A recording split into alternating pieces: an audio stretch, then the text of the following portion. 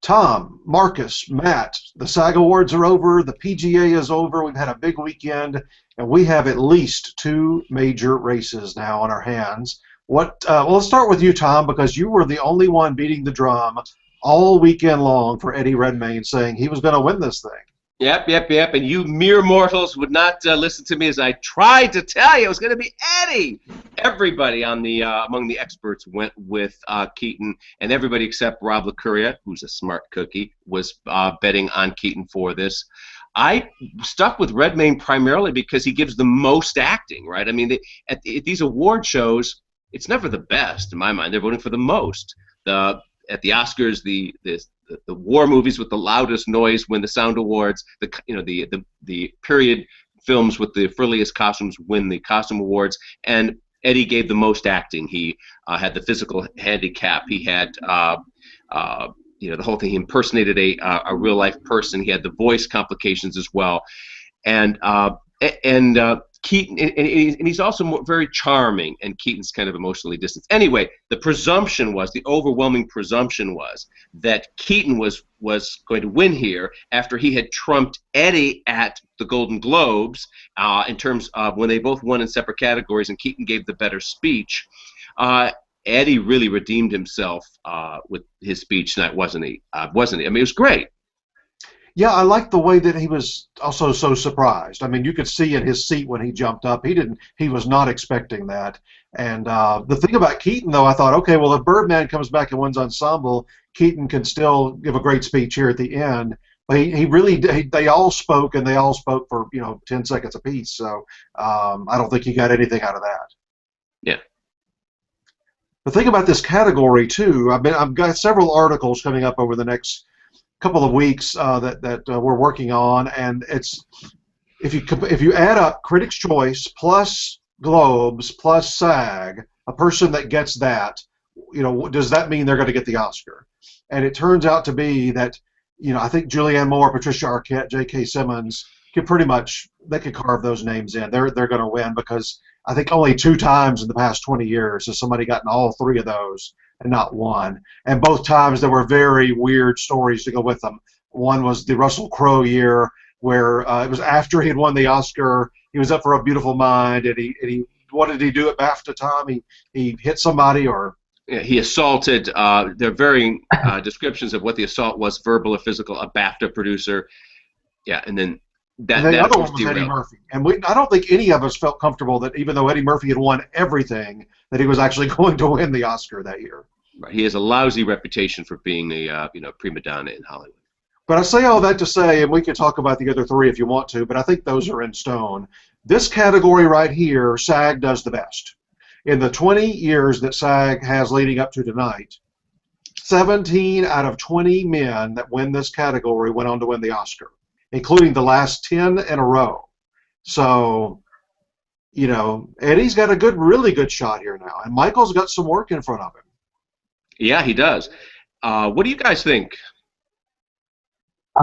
Just on a personal level, I'm so happy Eddie won this. I've been rooting for him ever since I saw Theory of Everything. I kind of followed that herd mentality that started coming up a month ago. It's going to be Keaton, it's going to be Keaton, so I followed suit. And after the Globes, I really analyzed both of their speeches, Keaton and Redmayne. And I put an article on it on Gold Derby, so you can go check that out. But I thought Keaton really won, the award for Best Acceptance Speech at the Globes. He definitely won that. So when that happened, I changed my predictions for Critics' Choice to Keaton, SAG to Keaton, so I missed out. And then for the Oscars, Keaton too. But now I'm starting to wonder, can Redmayne rally? And by the way, one other quick thing. I was at this Oscar party a couple weeks ago for Boyhood. And Tom, I told you this. I talked to one of the voters. He was like an 86-year-old man. He couldn't really hear. He had an earpiece in. And I asked him, who's going to win Best Actor? He said, Eddie Redmayne. No question. He's going to win the Oscar. So according to that one voter, and according to SAG, it's going to be Redmayne. Well, I'm sure that you found the bellwether voter. Matt, what do you think? Look, I think it's a race of sort of 2 sides. And I think, Tom, you're completely right that on performance, Eddie has the most. That Eddie has the biggest performance, that he plays a disability, he plays a real-life person. all sorts of stuff like that, which seems tailor-made to win the Oscar here. The problem, the thing that Keaton needs to do is campaign like he's never campaigned before, and not turn it into the performance, but turn it into, he gives a great performance, but turn it into the story of Keaton's big comeback year, Birdman, it's in the race for Best Picture, bring Keaton along for the ride, and I think that's how he wins, but I think he's lost the momentum here. I think it's going to be very hard for him to now work against Redmayne, considering, just work against Eddie, considering Eddie has that disability, real-life person performance that voters love giving. And Eddie's been campaigning marvelously on both coasts. Our editors, including Daniel Montgomery and Paul Sheehan in New York, and those of us out here have been running into Eddie every which way. He is gracious. He shakes every hand in the room. He talks to everybody. He cares. He's equally gracious to the press as well as the Academy members. Keaton has not, but Keaton was filming a movie up till recently. But let's size it up this way. It's remarkable that the Screen Actors Guild did not give an award to somebody portraying an actor, Keaton here, who is having a comeback, which of course is their dream as actors themselves, that they would have a big success like Birdman is one of those superhero movies, and then rally later on. So it's an actor's story, and we know that historically those have done well at the peer group awards. We saw the artist sweep the Oscars recently, and that was presumably, legend has it, the oomph behind Shakespeare in Love knocking off Saving Private Ryan, that the actors branch, so substantial as it is, as the largest branch of the Academy, pushed that to win. But what we're going to have here now, because remember, Birdman knocked off Boyhood at PGA. That award has SAG is a great bellwether for the Oscars acting categories. PGA is a fantastic bellwether for Best Picture. Now, we have also presumed that Linklater is going to win DGA, which is on February 6th. That's coming up.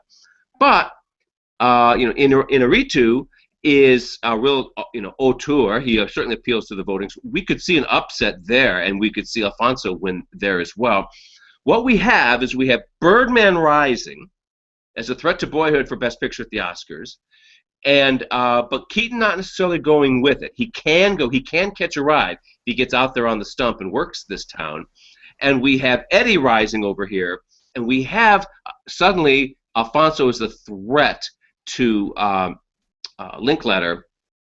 Where does it all go from here, Chris? BAFTA, in terms of the acting race.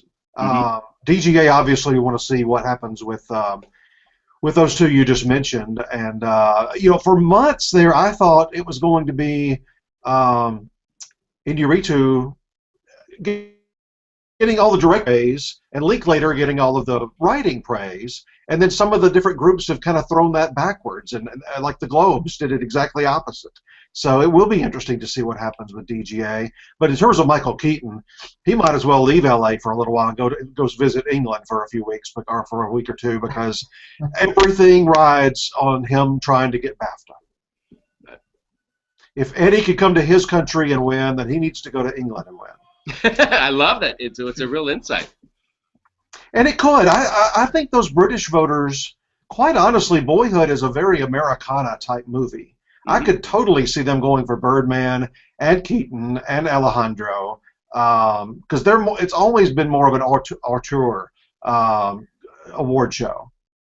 Or The Imitation Game they could go for, too. Big British production. One other thing I think it's really a Birdman Boyhood, don't you?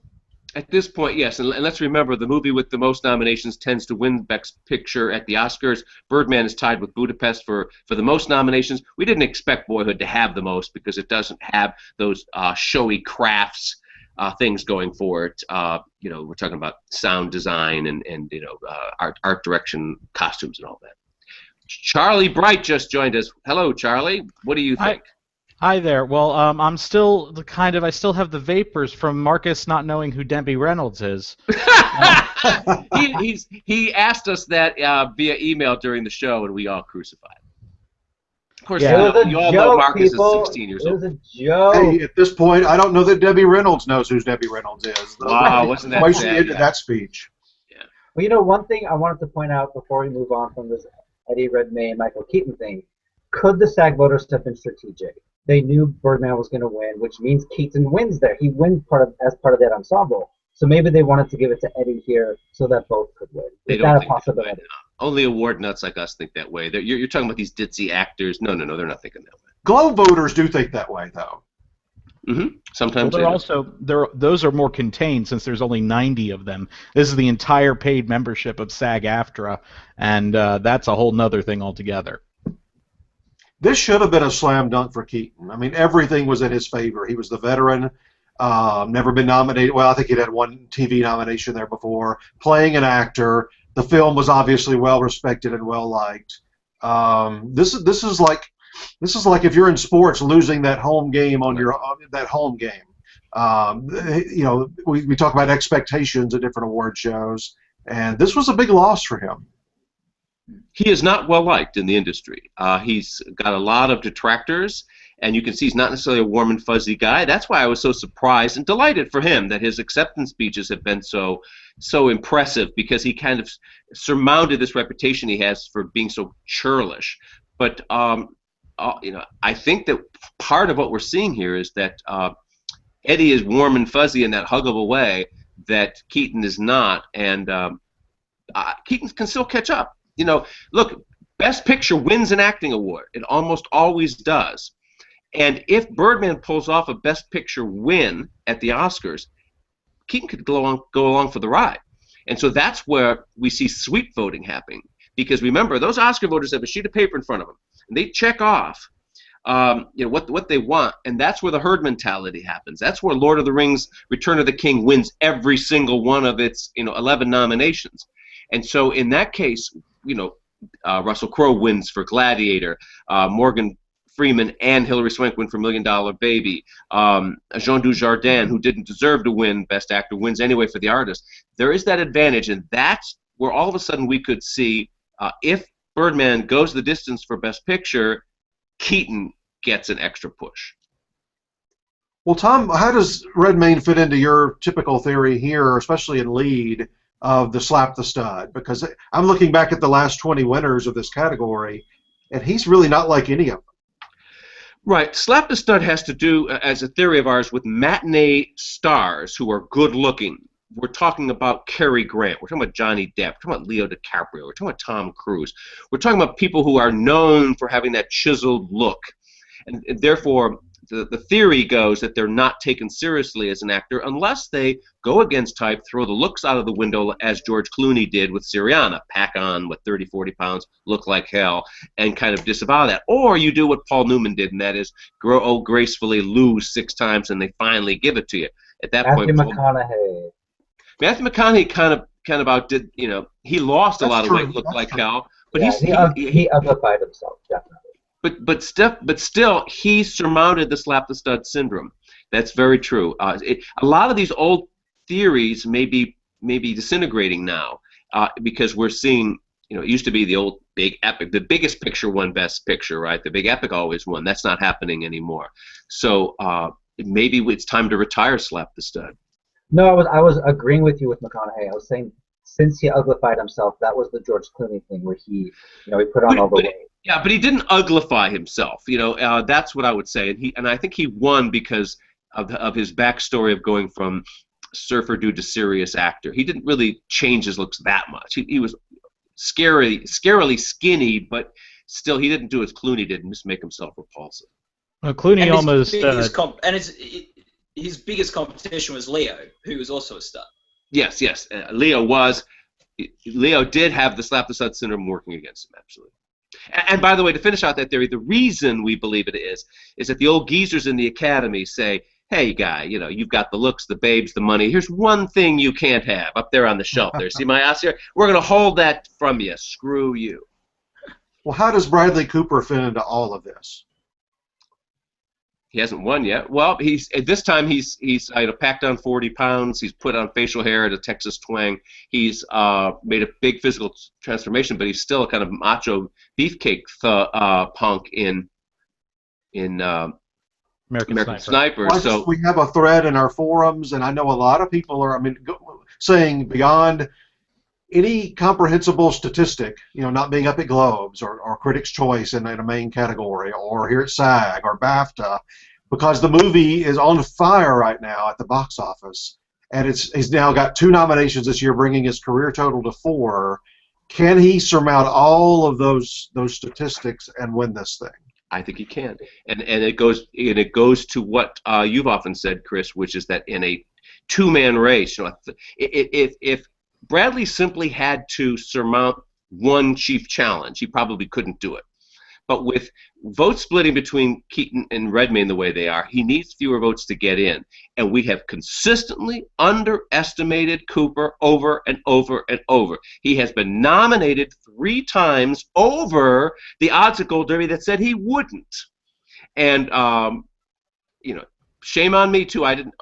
Did I put him in? Yes, I did. At the last minute, I put him into at 2 in the morning. I changed my prediction and added Bradley Cooper. So I can't take that much credit for having seen it come all along. But Charlie, I want to ask you: do you agree? Do you think that Cooper could actually win? I do.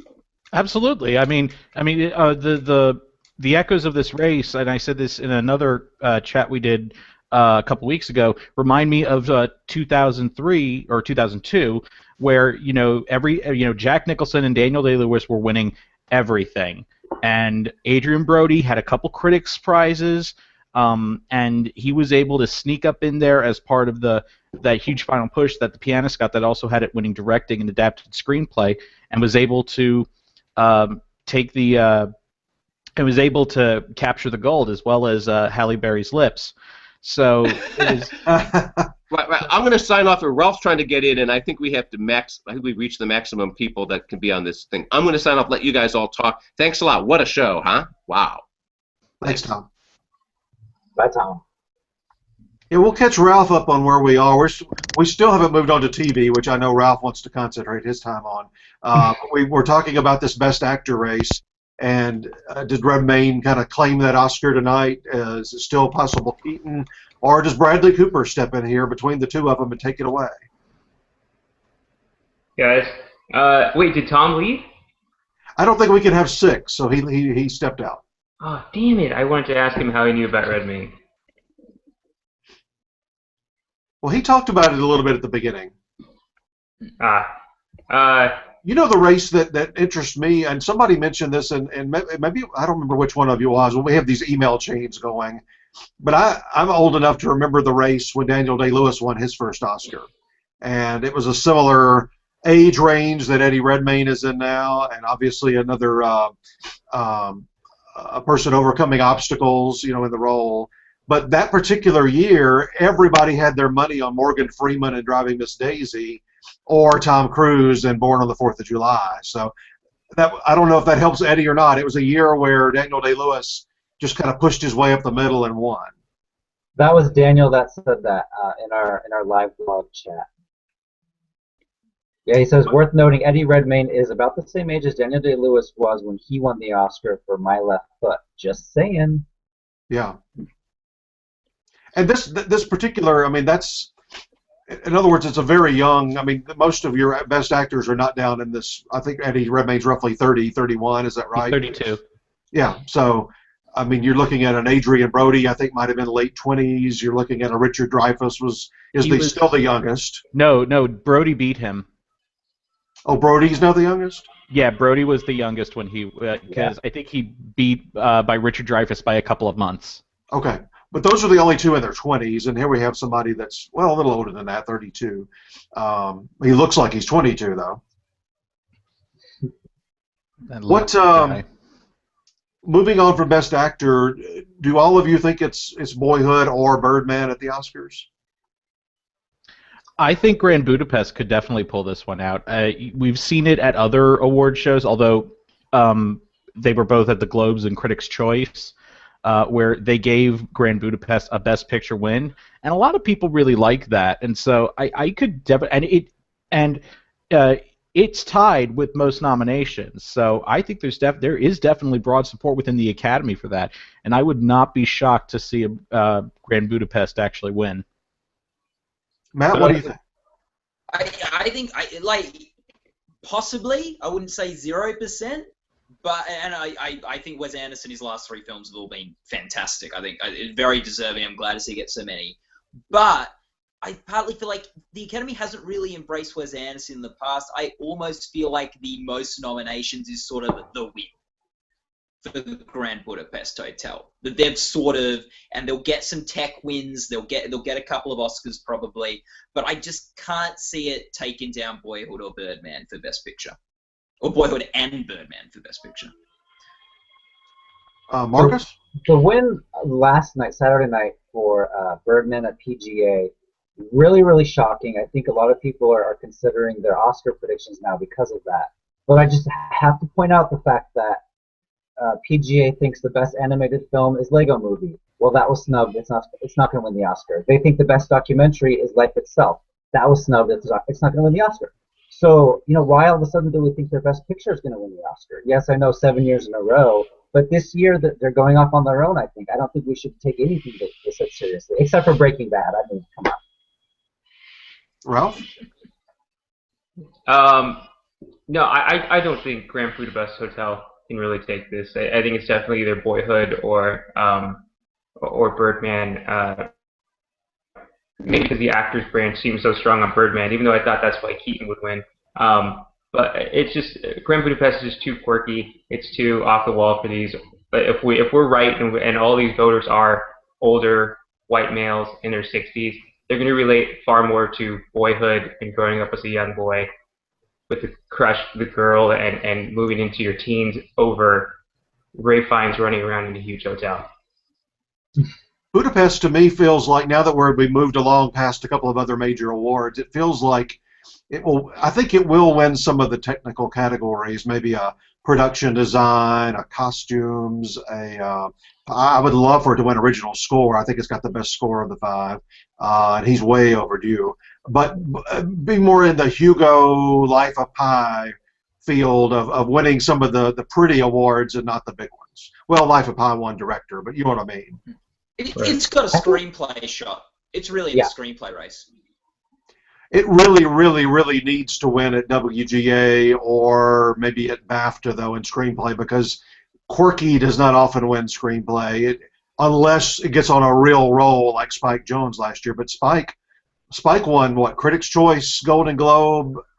He won everything leading up to it, so we all felt like it was a strong possibility.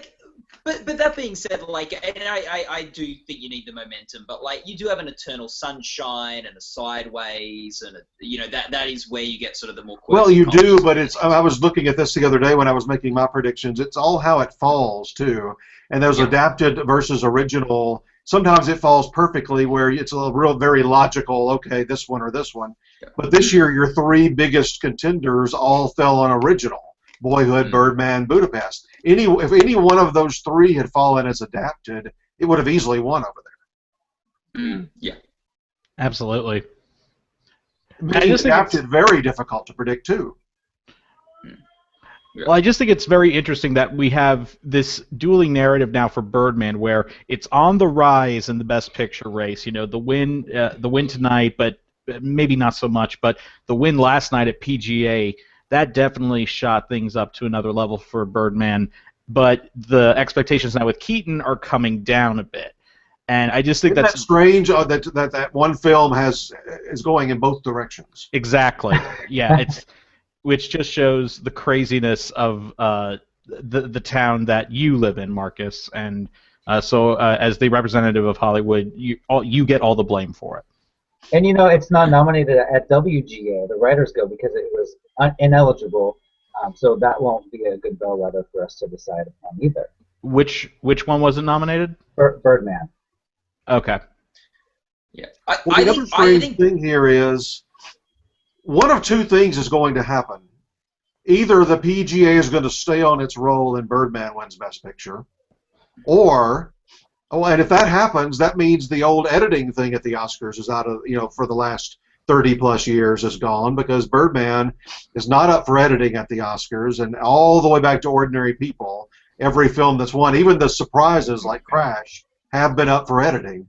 So one of those 2 things is going out the window, it looks like. Well, yeah, and the year of the crash upset, there was one thing that a lot of us kept going back to as this should have been a sign, because Brokeback Mountain didn't get nominated for editing. That's right. And so, that seemed like it was a big sign. And, yes, the Producers Guild of America has gotten it right 7 years in a row, but you also got to take in mind they also awarded Little Miss Sunshine over The Departed, Moulin Rouge over A Beautiful Mind, Apollo 13 over Braveheart. They have their own quirks, and maybe they're due for another one. And they tied last year, didn't they? Yes. Well, I mean, if Gravity would have gotten one more first place vote, it would have won, and it would have not been in correlation with the Oscars. So I don't think we can put too much on PGA. I still think Birdman may be a little too out there in fantasy for the old stodgy Oscar voters, just because you do have a guy flying around in a bat or in a bird suit all over the place. I think it's maybe a little off key, but I think it's definitely Boyhood's closest competition in the race. Yeah, and I think that editing nomination for the Oscar is really, really telling. I mean, every year, the way I order my Best Picture rankings is 1 through 5 are also the 5 nominees for editing, which means Birdman is not in my top 5 for Best Picture. I may have to rethink that, but right now it's going to be one of the movies that are nominated for editing. I don't believe that this is the year that won't hold true. Let me say one thing about that editing category, and this is the only year I would ever say this, because I'm Mr. Statistic when it comes to all the editors. I follow that above everything else. Even before the nominations came out, I'm sitting there, and I think I did have it in my predictions, but I'm thinking, why would the editors, because nominations are just that branch, so the editors branch, why would editors go for, even though it's a Best Picture frontrunner, the least edited movie of the year? Long takes. The editing was so flawless. It brought more attention to editing. That's one of the only times I've noticed editing in a movie before. And I was really shocked when it got snubbed. I think it was actually number 1 or 2. See, I was the opposite. I was like, good. You could overdo things at the Academy, and they did not. I didn't think it deserved editing because I thought it was the least edited movie of the year. Well, it may have been the least edited, but the way it was edited was so strategic to make it look so flawless. And so I think I would give it credit there in terms of and you would think that editors of all would respect that or understand that.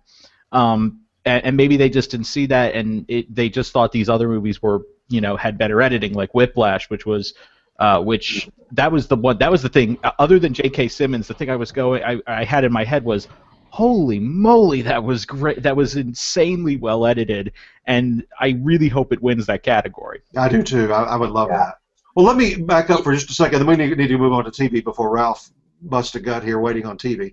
I'm not. I really came in because I wanted to hear about the Best Actor race because I think every show, every event that we have along the way, you have expectations, and I would say the Keaton Redmayne thing was way more important tonight than Birdman over Boyhood, because we expected Birdman to win here. Nobody hardly expected Boyhood with a 4-person cast, 2 of whom had never really acted before. I don't think anybody expected that, so I don't think Boyhood lost anything tonight. It won for Patricia, which we all expected. It did not win Ensemble. Now, last night, that's a whole other story. PGA, that was a big, massive upset. And look, I think this is definitely winning a SAG and also winning the PGA has launched Birdman into that second place, and it's got it's now got a real legitimate chance of winning. But I just think, and take editing aside and all these sorts of things, that usually when you got a showdown at the Oscars, they'll vote for the more optimistic, hopeful film and the more sentimental film. And I just think Birdman is too cynical and the characters aren't likable enough. There's a reason why The King's Speech beat The Social Network, and there's a reason why you see the last sort of dark, gritty, cynical film I can remember sort of winning this is No Country for Old Men, and its biggest competition was There Will Be Blood and Michael Clayton, which also were dark sort of films. So I just think I'm glad you mentioned Social Network and King's Speech, because the roles are reversed in terms of the type of movie, but this right at this moment, as we sit here on Sunday night, January 25th, it looks like Birdman is King's Speech. Yeah. With Social winning with the Critics' Choice and Globes, but once the Guild stepped in, King's Speech took over. Yeah. Yeah. I just think Boyhood's more huggable, and I think that's gonna be the kicker for the Oscar voters. And I think it's also kind of telling that for as much as Birdman love and hype there is right now, Michael Keaton still couldn't win the SAG Award, and I think it's telling because that means that it's not so beloved that its main person that we thought was a lock to potentially win this is that high up, and so there could be fluctuation in terms of votes. Like I think he's in third place, and I have for a while. I think Cooper is Redmayne's biggest competition, and I think Keaton's out of it. And I thought he would win today because it's actors voting on actors, and I was totally wrong. But I always thought Redmayne would win BAFTA and then go on to the Oscar. So I think it kind of proves that there's a little hole in the whole Birdman thing. As great as it is, I'm with Matt and whoever else thinks it's just not going to win the Oscar. Is Cooper hurt at all by the fact that he can't come campaign in LA? I don't know. I mean, he's getting such rave reviews right now for The Elephant Man on Broadway, and in a weird way, Chris Kyle, who he portrays in the film, his wife is doing a hell of a job campaigning for Bradley Cooper. She's all over Variety and Hollywood Reporter and just praising Cooper's performance and how much he resembled her husband and how her friends are saying the same thing to her, and it's weird the way it's working. That's why I think Cooper is so strong. And in the box office, I mean, it's already passed $200 million this weekend in 2 weekends. That's insane. Yeah, you never get that on a January movie, that's for sure. Hey, do you guys know, is Stephen Hawking out there campaigning for Eddie? I don't know. I'm sure he's done some things, but I think they've been, quietly behind the scenes. Because I know, Chris, you and I were talking about, on the Golden Globes, we thought maybe there would be someone come to present, a clip package that was, from a biopic. Someone was supposed to, but what we did not know who it was. That was reported by Steve Pond, and he's the best in the business at stuff like that. So the other weird thing about tonight, by the way, was I do all this seat card stuff because I like putting puzzles together, and I was the one saying, Kevin Spacey's not going to be there, and I listed off about we knew Maggie Smith, but 5 or 6 people, and then others that were supposed to be there, like Mark Ruffalo wasn't, but like Benedict Cumberbatch wasn't even just supposed to be there. He was supposed to present. So there were people, Robin Wright. There were other people that just didn't show up tonight. That's why I was worried if House of Cards was going to win the ensemble prize. Who do you get to accept it if you don't have Kevin Spacey or Robin Wright there?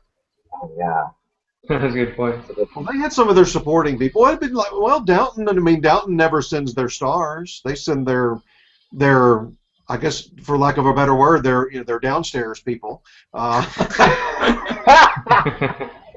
It's true.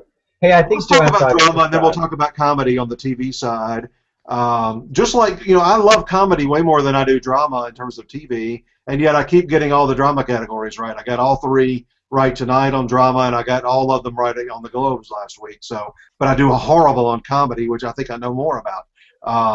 What did you all think about Downton winning again? Well, officially, I want to say thank you, Chris, because in the last Slugfest we did, you kind of convinced me that it wasn't going to be House of Cards, it wasn't going to be Boardwalk, it was going to be Downton, so I actually moved it into my first place. At the other end of the spectrum, you've convinced me out of William H. Macy, so let's just call ourselves even.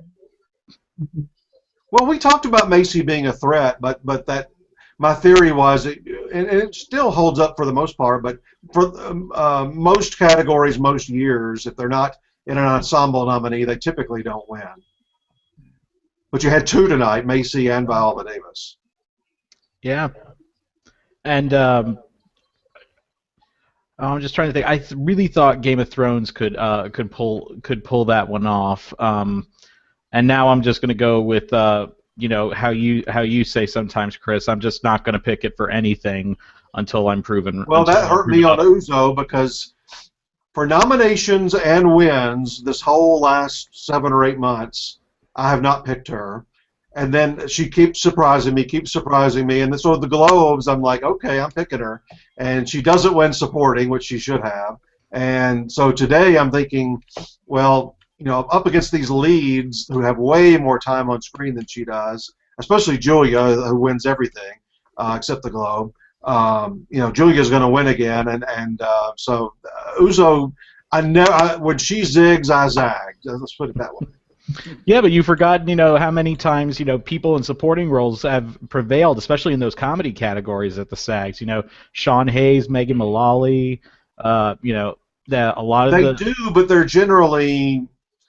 It's generally, I mean, like Julia won way back for Seinfeld a couple of times, and Jason Alexander. It's generally those smaller ensembles where they're almost co-lead. It's rare that they pick out somebody out of a, you know, we had a 40-person ensemble, and they picked somebody out not only to nominate them, but for them to win. Right. You know, that Uzo win shocked me, but you know who got it right was our buddy Ralph here. But That's Ralph, right. you picked her at the Globes too, right? Well, at the Globes, I was with Charlie. I said that was where I was had the least confidence in her was at the Globes because I didn't think she would win, but I couldn't understand who else would win until Daniel had brought up Joanne Froggatt, and I thought he made complete sense. So I had moved Froggatt up into my second spot at the Globes because I just couldn't put her above Uzo because everybody else was picking Uzo, and I didn't want to look foolish thinking that if she did win, I would be against her. But I knew her directly if she had won, Right. you didn't have her in first. Right, okay, exactly. But I knew at SAG, as a popular vote, there was no way that she was going to win. And I still bet if we looked at all the SAG tabulations, she won in a landslide because of how popular she is. I mean, she got in over the lead of her show and over Kate Mulgrew. I mean, that has to tell you something.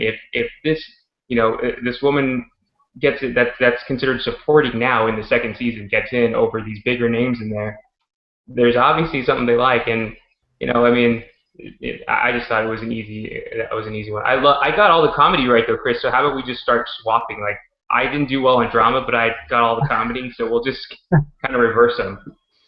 We'll get together and make our picks. It's the predictions exchange program. Won't you? Well, I have said to for help years, we've been doing this a long time. I think I've been doing it longer than any of you. Whatever you feel like you know the most about, whether it's music, TV, comedy, drama, movies, and you really do watch everything, that's generally where you get caught the most because you overthink it. You overthink it way too much, and you're if something you really like, you really invest yourself in it.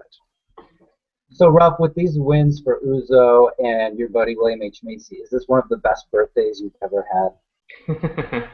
It's right up there. If Tatiana would have won, I would have been completely over. But the fact that Gina Rodriguez won and Uzo each won an award, and we did hangouts with them, proves again that if you do a Gold Derby hangout, you're gonna win one of these major awards. Macy's done one with us before, and Yeah. Kevin Spacey is not. We'll get. I would bet money we'll get Viola Davis here probably in late spring or early summer because she would. Getting in at the Emmys is not like getting in anywhere else. I mean, as we all know, and winning there on top of all that with the episodes being involved, you know, just because you win a Globe or a SAG Award doesn't mean you're even getting nominated at the Emmys. So everybody that was nominated tonight, be sure to get with us and we'll do an interview with you. I don't know what Kevin Spacey's deal is, but you know, him not showing up for SAG Awards just makes no sense. Yeah, I have no idea what he was thinking with that. What about the movie categories? Frances McDormand, I think everyone mostly was predicting her, I think.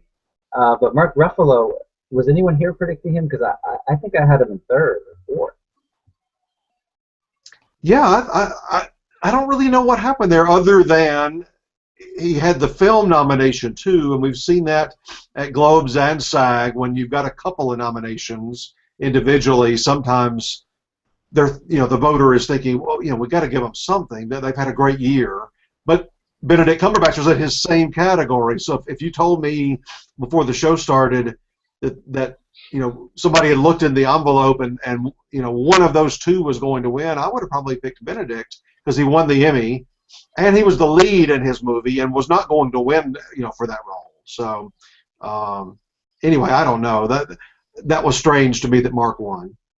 Yeah, I had him in last place. I don't remember which place I had him in, but it doesn't surprise me too much. I thought it was surprising. A lot of us had him winning at the Emmys. Yeah. It's such a showy, argumentative type role. Right. Hey, Chris, do you know? So other than Downton this year, all of the winners in the comedy and drama categories of television were all new. They're all new people. Do you know when the last time it's happened? Because usually they love the repeats, right? Like 8 times Alec Baldwin, 4 times Megan Mullally. Like this is the first year that it seems like they had so much variety or picked so many newcomers to the race. Yeah, you're right. Well, repeat for the current roles. Several of them, like Francis had won before, Kevin Spacey had won before, but not for these projects. Right. That's what I mean. I think part of it on the drama side was, and we're going to see this at the Emmys also later this year, is when you've got a major force like Breaking Bad leaving gaps, especially winning gaps. Brian and Breaking Bad Ensemble won last year. It automatically opens the door for either a repeat like Jumping Back to Downton, or okay, that's out of the way now. Who's been waiting, or who's ready to roll here. So we're going to see that. On the comedy side, we all knew at some point Modern was going to fall off, and as we said on the Slugfest we did earlier in the week, and it proved true on both of these categories. SAG voters sometimes, how Emmy voters really focus on the word comedy in the comedy categories? I mean, way beyond the norm. SAG voters seem to focus on the word ensemble, and they think that means biggest. And we talked about, if that's true, then it's either going to be Downton or Game of Thrones. And if that's true, Orange has got this in the bag, because, I mean, you don't get bigger than their ensemble. Right, and also something Daniel brought up in our last Slugfest is that it's not just the biggest, it's the cast that integrates the most together. Game of Thrones is like 6 shows. The cast never meets each other. Downton Abbey, they're always talking. You have your upstairs and your downstairs, but they're always intermingling too. Birdman, that cast was all together compared to Grand Budapest, which had a lot of famous people, but they didn't all, have share scenes together. I think that was really important what he said. Maybe we could use that next year in our predictions to help us out a little bit. I should have thought of that, because I was thinking when I was looking at Grand Budapest, I kept on thinking that it would be like Gosford Park, when that won the ensemble prize. So I really should have been looking at that. Yeah, and if you look back, I'm doing all this research for some articles I'm writing, and if you look back, not at the Oscars Best Picture, and I don't have all the TV in front of me, but if you look at just say the last few on SAG Ensemble, American Hustle, very integrated. Argo, very integrated. The Help, very integrated. King's Speech, Inglorious, Slumdog, still don't know how that won. No Country was more of a separated storyline kind of movie, but it had such, star level and character actor people that were so respected. It also had very flimsy competition. Like these were the competition it was up against. They were not Best Picture nominees. American Gangster, 3:10 to Yuma was nominated. It was like the default choice. Yeah, it was a strange year. Well, and just in terms of the show itself tonight, I thought William H. Macy probably gave the best individual speech. I really enjoyed his. He was great. I remembered his last speech when he won for Door to Door, because I was rooting so hard for Albert Finney to win for The Gathering Storm that year, and I remember the first thing he did, and it's why I should have predicted him. The first thing he did, he took out his wallet and took out his SAG card and held it up proudly. And I thought to myself, damn it, I should have known that would help him. We talked about him earlier this week. Just if you look at a category and there's one obvious choice, not like say the movie mini category tonight, but if there's one obvious choice as being the most respected actor in the group, go with that person. Right. Yeah. That really killed me with the Uzo thing because I thought, she's still a new person. That's the stupidest comment I've ever made. She's still a new actress. A lot of people still don't know how to pronounce her name, like poor Bryan Cranston. But when you have Julia Louis-Dreyfus, the most respected actress, maybe even Edie Falco is more respected than Uzo. That's why I was so shocked with that one. No, you just wanted Julia Louis-Dreyfus to win. You pick her for everything. Get off the train. She's kind of already stopped, and she's done. But speaking of the show overall, did you guys get the feel there was kind of Uzo overload here? I mean, she did the I am an actor speech at the beginning. She won her own category. And then when Orange won, she also spoke for that. There was 40 people standing behind her. Why was she the one that was chosen? She's had experience on the stage before. Well, Yeah. I do know the answer to that because I did a couple of behind-the-scenes SAG things a few years ago. In fact, one of them was that No Country year. Met Mickey Rooney, who was presenting that year, and met Hal Holbrook, who wasn't that the year of Into the Wild? Or Yes. am I mixing up years? No, that's the same year. Okay, anyway, every cast, before they get there, or before their category comes up, let's say, but most of them, like when they're on the red carpet, they're asked by the producers to select the one person that's going to speak for the group. And they have to tell the producers. Then you get in a situation like Birdman did at the end of the night, but two things hit there. One was the show was running early. I don't know if you noticed. It ended like 3 minutes early. So I don't think the producers cared. Yeah, there was no wrap it up sign going for them. I think Edward Norton, the way it looked to me was he was supposed to speak for the group, and he made the decision when he got up there to let everybody else talk. But they didn't mind because they were trying to fill time anyway. But if you'll notice on Downton, one person spoke. They tried to make one person was supposed to speak. My feeling was on Birdman, if that was the case, that they thought Michael Keaton was going to win, and let's let Ed Norton talk. So I don't know why Orange, even if you didn't think your own person was going to win, just the fact that she got singled out for a nomination, I would think somebody else in the group would stand up and say, let's let somebody else. She got recognized already. Let's let somebody else speak, but they didn't.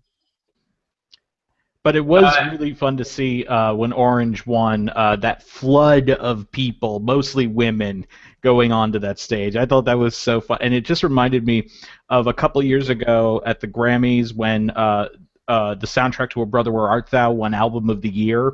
And because so many people were actually got listed as individual credits for it, they all flooded the stage. And Jon Stewart a moment later said, by the way, you were not supposed to go on stage if you listened to the album, only if you worked on it. Real quick, guys, if I don't know if Tom is watching this, but I think he should hop back on for this. He just sent us an email, all of us, saying that Eddie Redmayne actually just called him and thanked him for sticking with him for his SAG prediction over everybody else. And he said, What? He said, your support has been extraordinary. I look forward to seeing you next week at the Oscar nomination luncheon. And I guess Tom has a pretty lengthy interview with him booked for the Oscar luncheon. So, Power of Gold Derby. That's awesome. Wow, Yeah, that's Tom, amazing. if you were watching, get back on here and dish. Yeah. Yeah, that's really cool. That's what you call campaigning. Hey, what are the Yeah, chances I mean, Eddie's that's the watching kind this of thing right that winners do. Yeah. Smart winners. Those little extra touches. I'm talking about it like in real life. When you go visit a client or you go to a meeting or something, and that person sends you a thank you card after, and you think, "Wow, that's impressive." Chris, there's one thing I wanted to ask you about. I know you're going to have an issue with this, but we know when Viola Davis won, the guy who opened the envelope is her co-star on How to Get Away with Murder. Why do they do things like this? It makes it so awkward when the person opening the envelope, they're obviously rooting for. I don't like that either. I think it's. Anytime I ever see that on a show, I don't mind it if it's like the Oscars and you've invited back your 4 winners like you're supposed to do, Yeah, and it just happens to fall that way. Like I know the year Anthony Hopkins came back after Silence. He presents to Emma Thompson for the same, and they starred in a couple of movies together right around that time. There's nothing they can do about that. But here in these kind of situations, I totally agree with you. I hate it. I hate it when a Michael Douglas is presenting Best Picture and Traffic is in there, which he co-starred in. That's not right. Or the year, he and his father presented the Year of Chicago. Yes. Which stars his wife. Kind of things either. I think didn't the year that Marlee Matlin won Best Actress, it was presented to her by the previous Best Actor winner William Hurt, who I believe they had just broken up. Yeah, they had been dating, and we thought that would happen with Penelope Cruz and Javier Bardem because he didn't show up. Well, he wasn't there that year. Well, that was the year too. They did all the men presenting to the man, and so it wouldn't have worked out that way anyway. But yeah, that would have been interesting. Well, like I said, I don't mind it if there's a reason, that it just happens to fall that way, with a past winner or something. But I don't like it when you can't figure that out from a producing standpoint. I don't like that. So, do you guys think, to switch gears a little bit here, do you guys think like somebody like William H. Macy winning for Shameless, and it's now in its 5th season, do you think that kind of, and it just had the whole category switch last year, now that he's gotten an Emmy nomination, a Golden Globe nomination, and now he just won a SAG, do you think that kind of opens the door for Shameless to expand at the Emmys, or do you think it's just a kind of one-time thing for Macy, and he'll be the only one still recognized throughout, and Joan Cusack, of course, and Guest Actress? I don't know about that because usually in order for something new to get in at the Emmys, something else has to fall out, and usually it's when a lot of times it's when a show ends or there's just an insane creative decline, or they just get tired of it, which doesn't happen that often. And I don't see, at least from what I'm thinking of what the slots are, I don't see anything really falling out that would allow Shameless to get in there. I'll tell you, I'm not predicting Girls this year. I think that's the show of the 6 nominations last year. Girls and maybe Silicon Valley probably are on shaky ground. I would love nothing more than Shameless to get in there. It's one of the best shows on TV. I don't know if it's comedy or drama. I don't care. But it's one of the best shows on TV, and I can't wait to watch them. Well, you also have the problem of not only just something falling out, but you always have brand new things that are trying to get in for the first time.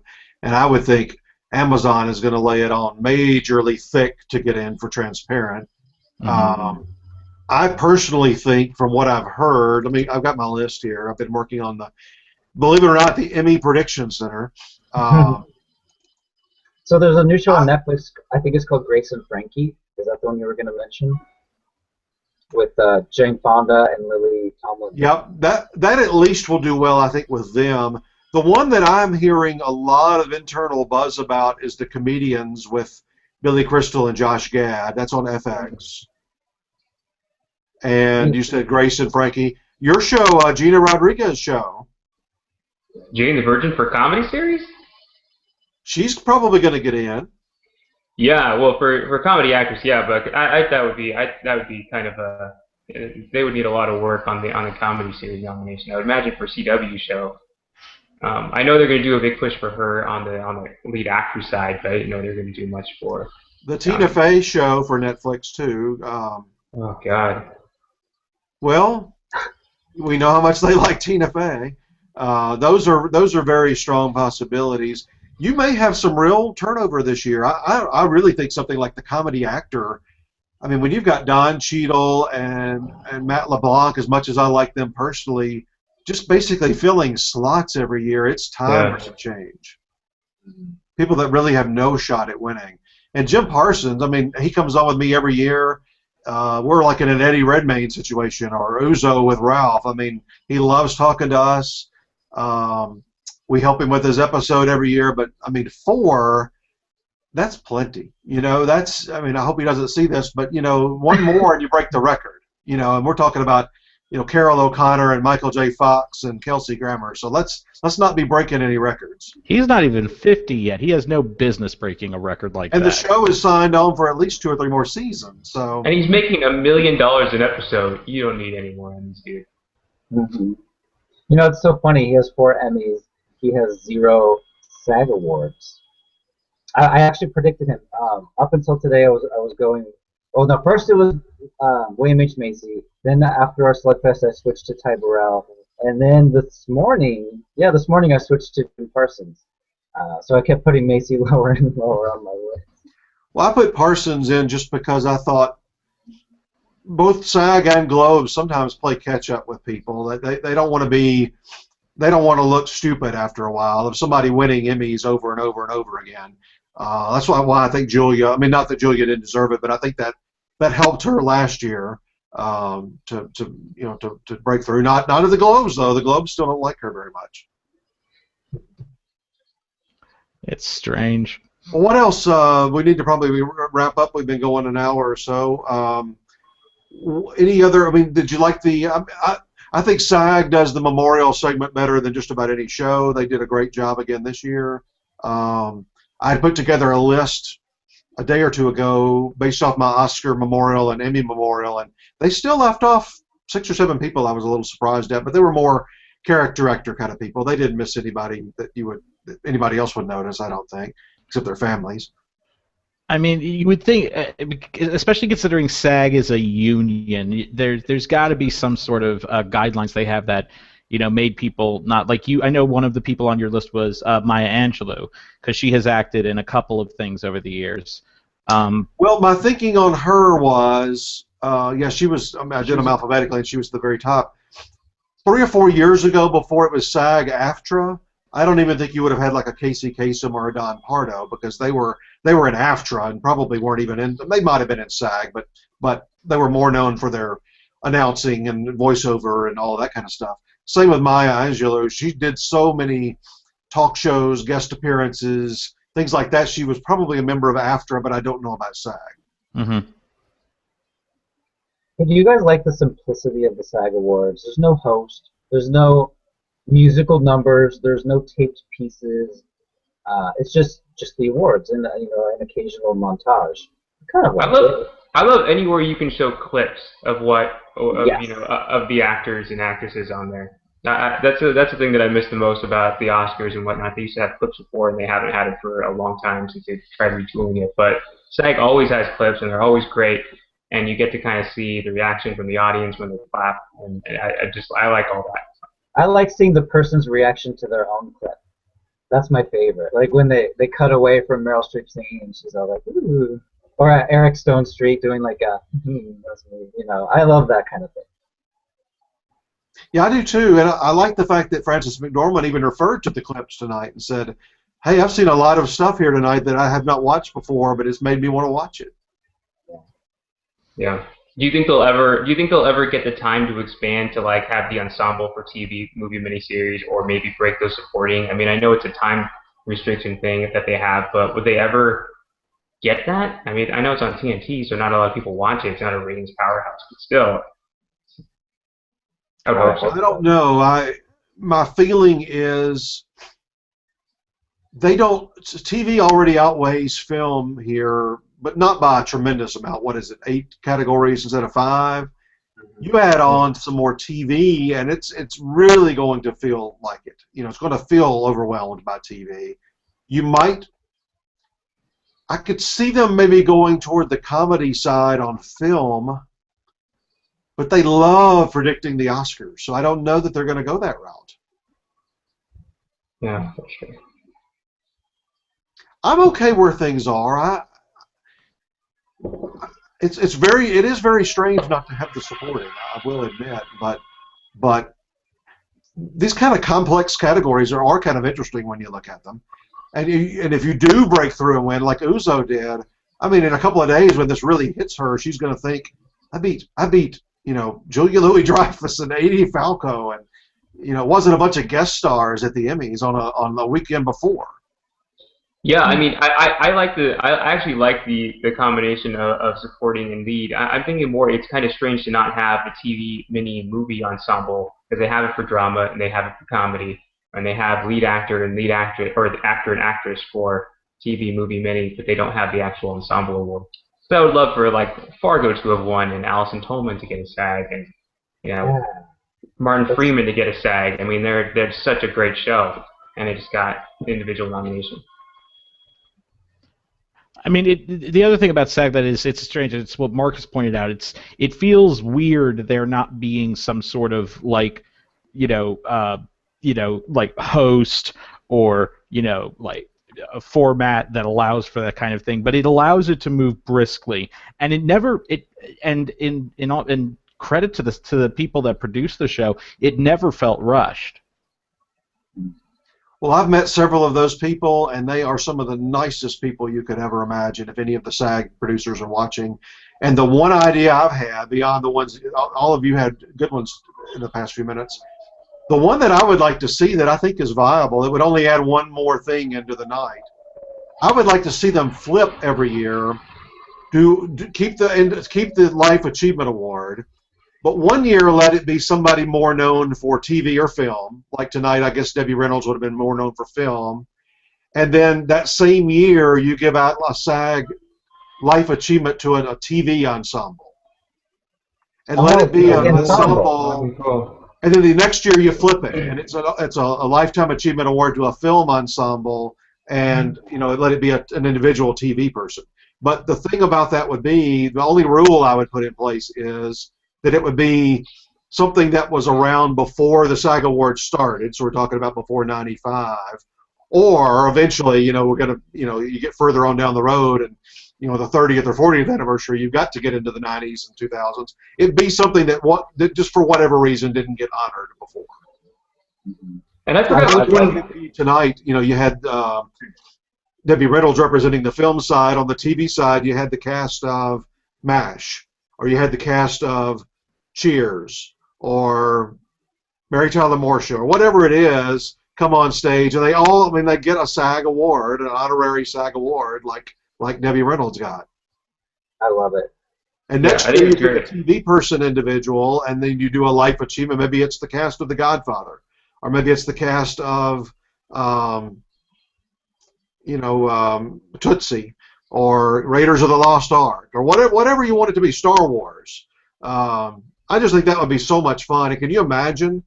We get another rambling Carrie Fisher speech. Well, that's right, if it was Star Wars. No, but just the cast of Star Wars walks out, the original cast, to accept an award, and the crowd goes nuts. Right. I forgot which one of you said it in all these email chains that we had, but I think it might have been Chris or Marcus, but I think you guys are right. They do, like, their Lifetime Achievement Awards are the best out of all of the ones that they try to do at the Emmys or the Globes or anywhere else. The clips are so interesting. It could be somebody I'm not familiar with their work, or I don't really care too much about, and they have those clip shows, and they're just so good, and it makes you. They're so well constructed. I mean, they took her whole career, and every scene flowed into the next one. It wasn't just some, hatchet job that we see on some shows where they're just trying to, fulfill their 4-minute requirement or whatever. About 5 years ago, I was at the TV Land Awards, and they brought out the cast of Home Improvement, and they gave them like an honorary, TV Land, not Life Achievement, but like, hey, here's a posthumous award. We love you guys. The crowd went nuts. It was crazy. So people love this kind of thing. And, hey, how do we contact the SAG producers to make sure they do this next year? Well, a couple of times they've had casts or portions of casts come out to present. Mary Tyler Moore Show did, I think, the year after I stopped going. All of them were there. I thought that was, they presented Best Comedy Ensemble. How great. That's when I had the idea, actually. I thought, why aren't they getting an award? I think that would be so easy for them to do. Mm-hmm. Yeah, it would be a great idea. And you're talking one extra slot, for the night. You just bunch up things a little more. Yeah, I just got to say, I can't believe I forgot how great Debbie Reynolds was in Singing in the Rain. But seeing just that one little bit in that clip of the end of the song "Good Morning," of her, just keeping up and doing everything along with Gene Kelly and Donald O'Connor. I can't believe I forgot, because I usually think of their numbers. I can't believe I forgot how great she was in that movie, and now I need to watch it again. And how young. Oh God, yeah. I would like to see her get a Kennedy Center honors. That she deserves that. Well, I can't get over the fact that Eddie Redmayne called Tom O'Neill to thank him for supporting him. On the night of. I mean, I could imagine it. I mean, not even imagine it. That's strange anyway. But tomorrow or Tuesday or Wednesday or something. But they're out partying and having a good time right now. Yeah, he won about 2 hours ago. Yeah, less than that. Yeah, he won. What was it like? Yeah, exactly. It's 2 hours ago, and in the midst of all the partying and everything, he calls our guy. All right. So, and by the way, Eddie, if you want to call me, even though I didn't support you. So what are your guys' knee-jerk reactions right now? Then I mean, we know that J.K. Simmons is going to win and Patricia Arquette, but who would you say right now your gut reaction for lead actor and for best picture? I'm switching to Eddie Redmayne right now. Actually, I'm going to do it live. I'm going to switch. I don't know. I just don't know. Chris, you couldn't have put it any better. I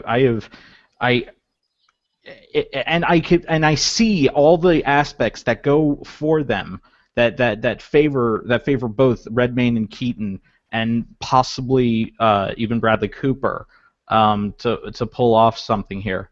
And it's juggling so much. I have no idea, at least at this point, what to think.